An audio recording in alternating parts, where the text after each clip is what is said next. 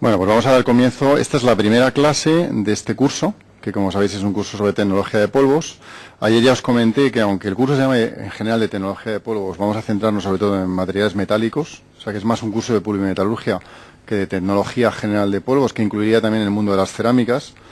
Pero la mayoría de tecnologías que vamos a ver en el curso, vamos a hacer mucha hincapié en los aspectos que tienen que ver con metales, no vamos a hacer tanto hincapié en los aspectos que tienen que ver con cerámicas, pero muchas de las técnicas o tecnologías que vamos a ver tienen que ver, se pueden utilizar también con materiales cerámicos. De hecho, en muchas ocasiones comentaremos en clase, esto es sobre todo para cerámicos o esto es más para metales, pero las tecnologías en el fondo se fundamentan en los mismos principios.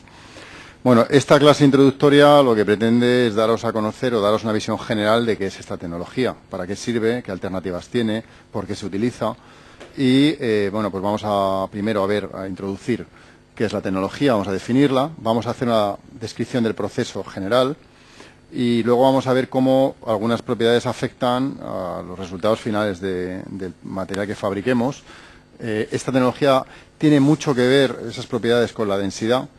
Pensar que elaborar las cosas a partir de polvos implica que al final, a priori, en la mayoría de los casos vamos a tener un material poroso.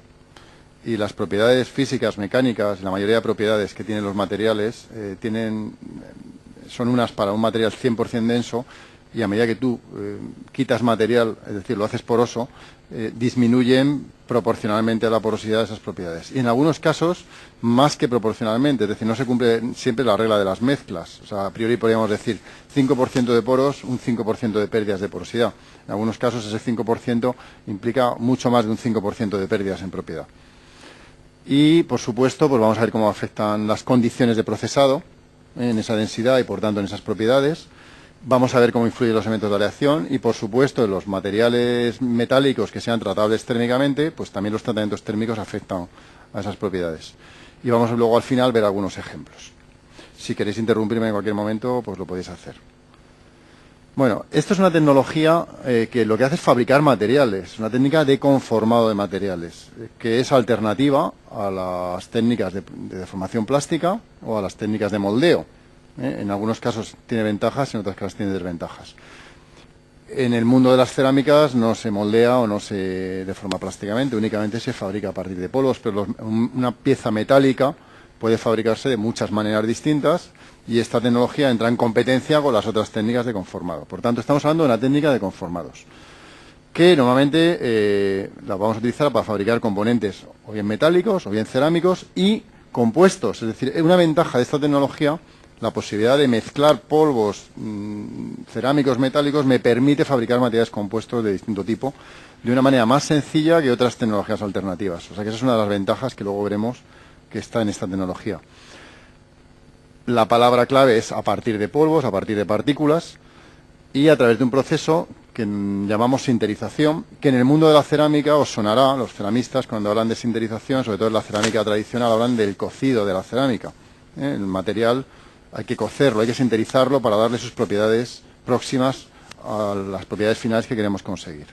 Por tanto, es un proceso de conformado para fabricar componentes metálicos, cerámicos o compuestos a partir de polvos y mediante un proceso, sobre todo más importante, que se llama sinterización, que es el que me va a dar la mayoría de propiedades en el material final.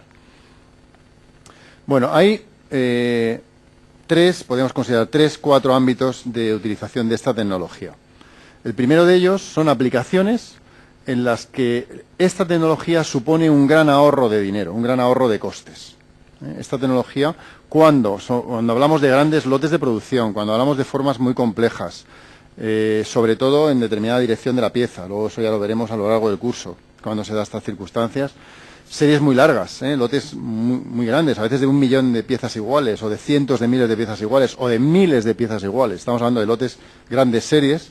En esos casos, esta tecnología permite fabricar componentes de manera más barata que otras alternativas, sobre todo cuando hay que mecanizar, hacer mecanizados grandes. Y de una manera también con menos coste energético y con menos material perdido, por lo tanto es una técnica, en este sentido, aparte de barata, medioambientalmente más amigable que, por ejemplo, mecanizar piezas, donde hay mucha chatarra generada por culpa de la viruta de mecanizado. Un ejemplo típico de este ámbito de utilización es la industria automóvil. Los automóviles se fabrican en cientos de miles de unidades iguales y, por tanto, los componentes que van para la industria automóvil pues tienen esta característica, que se fabrican muchas cantidades y, por tanto, se puede reducir el coste. Hay un segundo ámbito de utilización, que es cuando, mediante esta tecnología, somos capaces de fabricar un material mejor, aquí no digo más barato, aquí estoy hablando de mejor, que otra alternativa. Es el caso de los aceros rápidos sinterizados. Cuando hablemos de aceros rápidos, recordaremos esta característica en estos materiales. Los aceros rápidos sinterizados tienen muchas mejores propiedades o mejores propiedades de corte, de desgaste, que un acero rápido convencional de forja. Entonces, aquí no utilizamos, aquí partimos de polvo, también hay una consolidación de ese polvo por prensado sinterización o combinación de ambas, pero aquí ya no estamos hablando de precio. Estamos hablando de prestaciones, de mejoras en cuanto a las propiedades. Y el ejemplo más típico es este que os pongo.